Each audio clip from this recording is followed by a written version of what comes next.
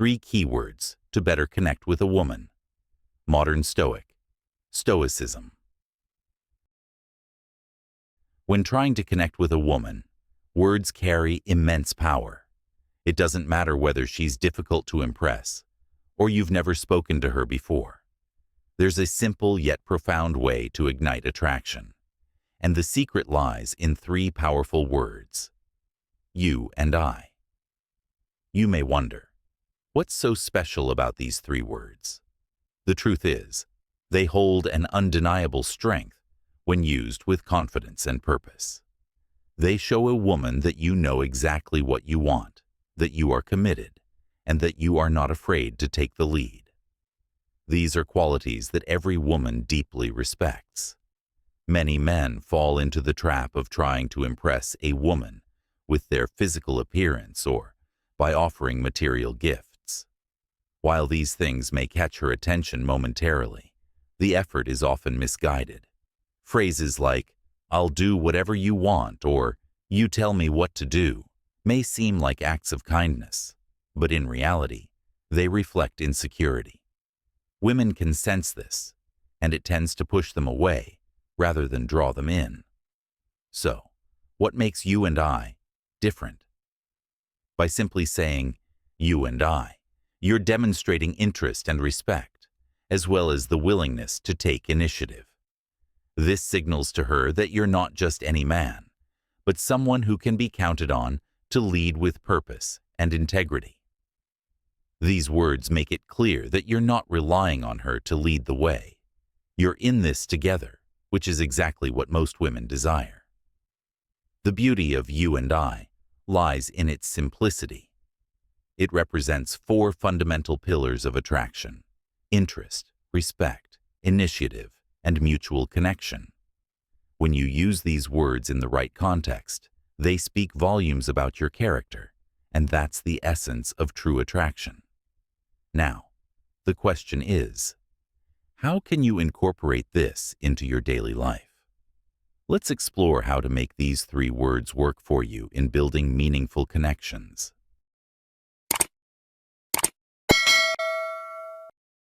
Number 1. When starting a conversation.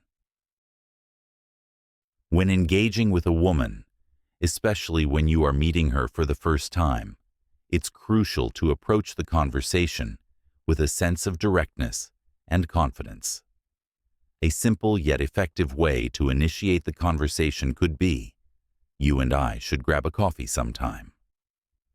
This statement isn't just an invitation, it's a declaration of your intention. It demonstrates that you're not wasting time beating around the bush.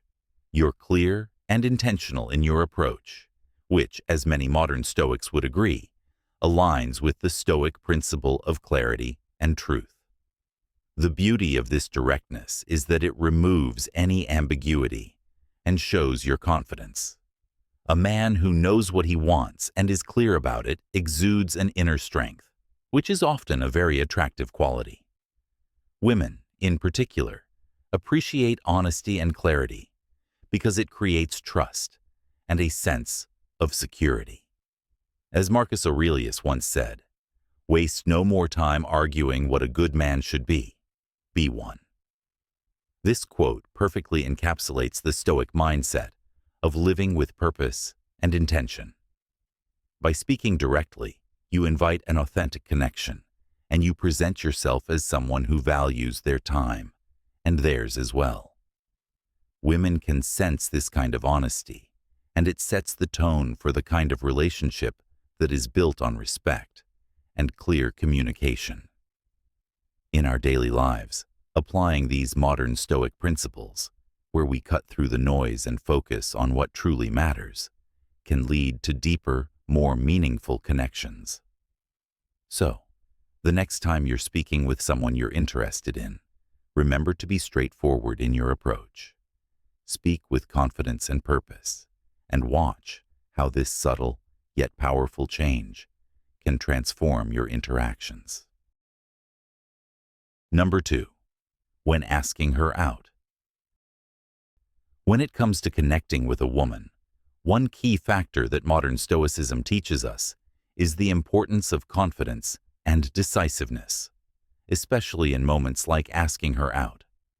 Instead of using uncertain phrases like, "Hey, if you want, we could see each other sometime," which communicates indecision and a lack of commitment, try saying something like, "You and I are going to dinner this Friday." This simple yet powerful change reflects the Stoic strength of knowing what you want and confidently making it happen. The blessing of Stoicism is that it teaches us not to waver in our intentions, and when you stand firm in your desires, others take notice. In the realm of relationships, this decisiveness sparks respect and attraction. Women, just like men, are drawn to those who exhibit self-assurance, clarity, and the ability to take action without waiting for approval. By embodying this Stoic trait, you set the tone for a dynamic of strength and respect, which is foundational in any connection. It's a Stoic lesson that speaks to the heart of what makes a man stand out, his ability to decide and act without hesitation. So remember, when you ask her out, do it with the same calm and deliberate energy that Stoicism encourages in all areas of life. It shows her you are grounded, focused, and not afraid to take charge. And if you've made it this far into our discussion, you're clearly embracing this mindset, and that speaks volumes about your character as a man. Let me know in the comments whether you're already practicing Stoic lessons like this, and how it's influencing your relationships. Number 3. When the relationship is more advanced. In the realm of building stronger connections, especially within the context of relationships, a Stoic life offers profound guidance. Stoics like Marcus Aurelius understood that clarity and decisiveness were vital to mastering relationships. When your relationship with a woman is progressing, or you're dating with intent, one of the most powerful tools you can wield is the ability to communicate directly, without hesitation or ambiguity. Instead of passively saying, "Whatever you prefer is fine," take a page from the Stoic playbook and assert your intentions with clarity and confidence.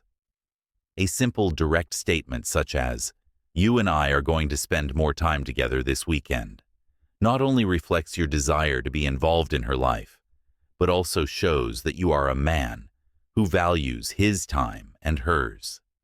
It's about owning the moment, about taking action without overthinking. This is not about control, but about leadership in the relationship. You are setting the tone, making plans, and showing her that you're not just waiting for things to happen. You are making them happen. The Stoics, with their unflinching commitment to acting with purpose, teach us that our words should match our actions. When you speak with such clarity and confidence, you send a message that you are in control, not of her, but of your life and your choices. As Marcus Aurelius put it, the impediment to action advances action. What stands in the way becomes the way. The way forward is simple. Be decisive. Don't leave anything to chance. Lead with purpose and show her that you are capable of guiding not just your own life, but the connection you share with her. As you take charge with words like "you and I," you begin to solidify your place as a man who leads his life with authority. You show up not just for her, but for yourself. You stop waiting and you start doing. Remember, what you say matters. What you do matters more. So next time, take charge with words that empower. Comment below, "I am the leader of my life." The key lesson here is to embrace these subtle interactions with wisdom and awareness. The next time you experience a hug like this, don't let it pass by unnoticed. Remember, Stoicism teaches us that true strength lies in the ability to observe and respond with grace, to engage in the moment without force or anxiety. The ability to stay calm and composed, yet connected, will allow you to navigate these moments with ease and confidence. The opportunity to build deeper connections is present in these small moments, and how you respond can significantly influence the direction of your relationship. Ultimately, the art of responding to a hug like this is about balance, about knowing when to advance the connection and when to pull back. It's about understanding that sometimes attraction is not just about the immediate physical closeness, but about the unspoken bond that forms when two people remain present, aware, and emotionally tuned in to each other. Your response should reflect your own emotional intelligence and Stoic resilience. When you learn to interpret these moments through the lens of Stoicism, you'll find that they open up a wealth of opportunities for deeper, more meaningful connections. So, the next time a hug feels like it might be signaling something more, take a breath, observe the signs, and respond with the confidence that comes from a place of self-assurance and understanding. Recognize the unspoken language of attraction and move through it with calmness, grace, and a touch of Stoic wisdom. This is how you create lasting connections that are rooted in true emotional intelligence, where both parties can thrive and grow together. 5 love languages you need to know for lasting happiness. The key to a sustainable relationship lies in speaking the same language. The concept of a language in love goes beyond just words. A love language is how you express and experience love. It's about harmony, understanding, and interacting through a shared mode of expression. Think of the language barriers between different countries. When two people are in love, but one speaks English and the other speaks Chinese, even if their feelings are burning with passion, they may struggle to communicate their emotions effectively. Of course, love is nurtured, exchanged, and shared through more than just words. There are 5 love languages in total.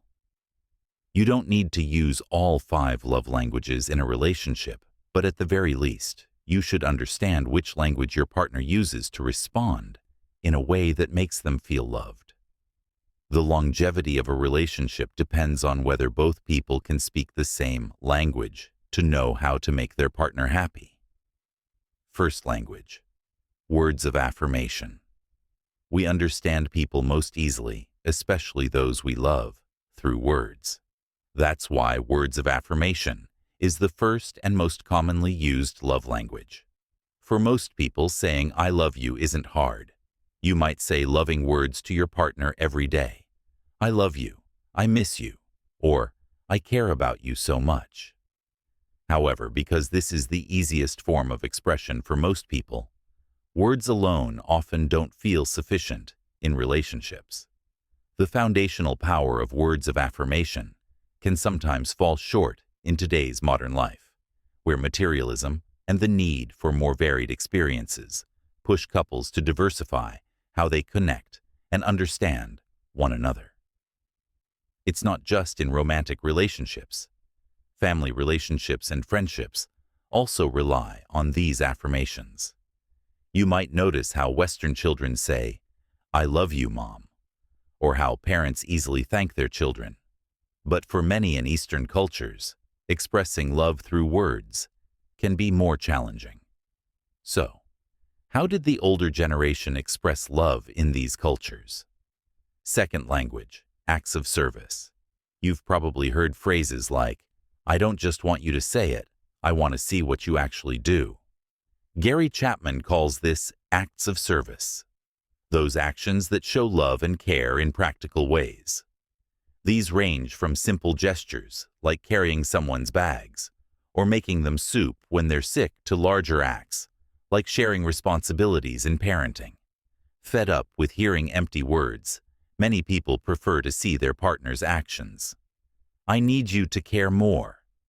This could mean noticing what they want without having to ask, or taking them to their favorite restaurant without constantly asking, What do you want to eat? Acts of service can even encompass other love languages. At its ideal level, many people see these actions as acts of sacrifice for one another. Consider family love for a moment. In many Asian cultures, parents may not be quick to express love through words, but they show immense care through their actions.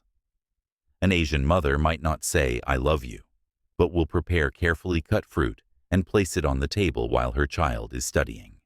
This is one of the most meaningful acts of service. Third language, quality time. Sometimes words and acts of service aren't the most important ways to express love. The need for quality time is essential for truly experiencing and recognizing love. For instance, when watching a movie, you might notice that one person buys the tickets while the other waits. But some couples always stand together to buy the tickets, not because they have nothing else to do, but because they want to make the most of their time together. Quality time is when both people focus on each other, whether they are together for a short or long time. Putting away your phone when talking with your partner, turning off the computer to watch a movie together, or spending a lazy Sunday just chatting are all ways to practice this love language.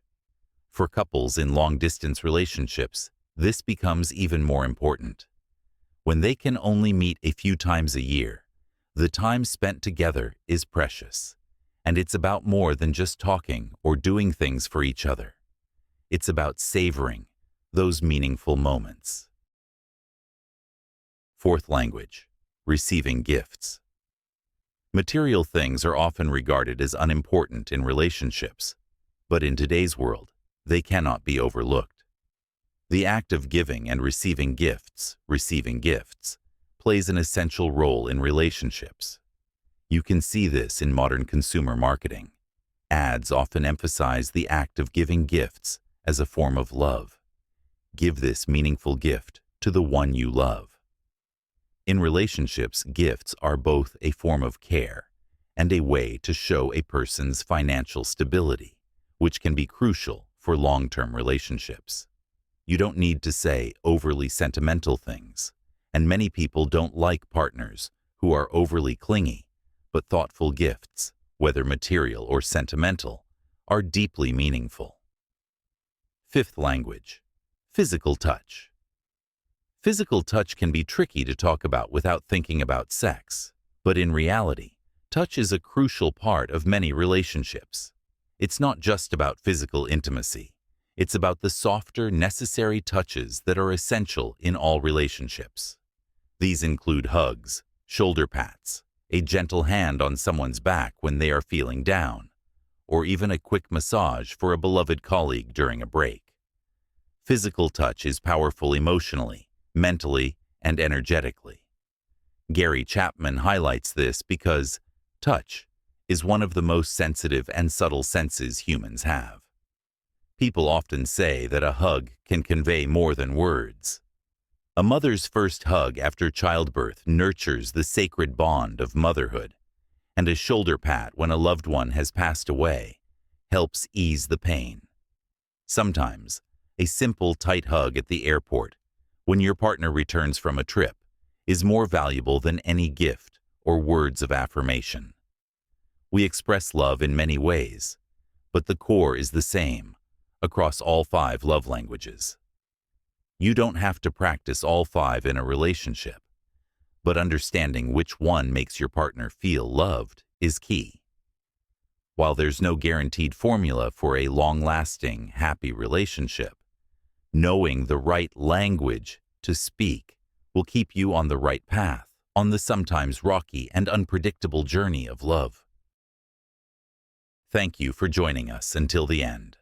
Don't forget to subscribe to our channel, like our videos, and share your thoughts in the comments. Until next time, good luck with your relationships.